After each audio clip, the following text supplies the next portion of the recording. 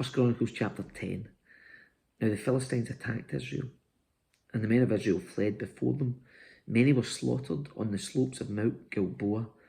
The Philistines closed in on Saul and his sons, and they killed 3 of his sons, Jonathan, Abinadab, and Malchishua. The fighting grew very fierce around Saul, and the Philistine archers caught up with him and wounded him. Saul groaned to his armour-bearer, "Take your sword and kill me before these pagan Philistines come to taunt and torture me." But his armour-bearer was afraid and would not do it. So Saul took his own sword and fell on it. When his armour-bearer realised that Saul was dead, he fell on his own sword and died. So Saul and his 3 sons died there together, bringing his dynasty to an end.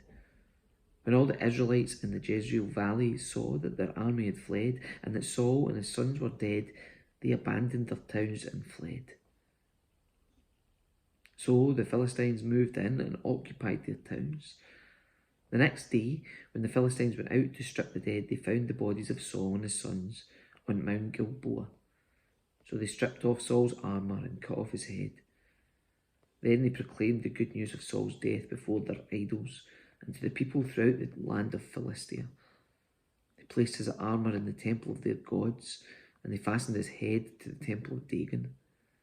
But when everyone in Jabesh Gilead heard about everything the Philistines had done to Saul, all their mighty warriors brought the bodies of Saul and his sons back to Jabesh. Then they buried their bones beneath the great tree at Jabesh, and they fasted for 7 days. So Saul died because he was unfaithful to the Lord. He failed to obey the Lord's command, and he even consulted a medium instead of asking the Lord for guidance. So the Lord killed him and turned the kingdom over to David, son of Jesse.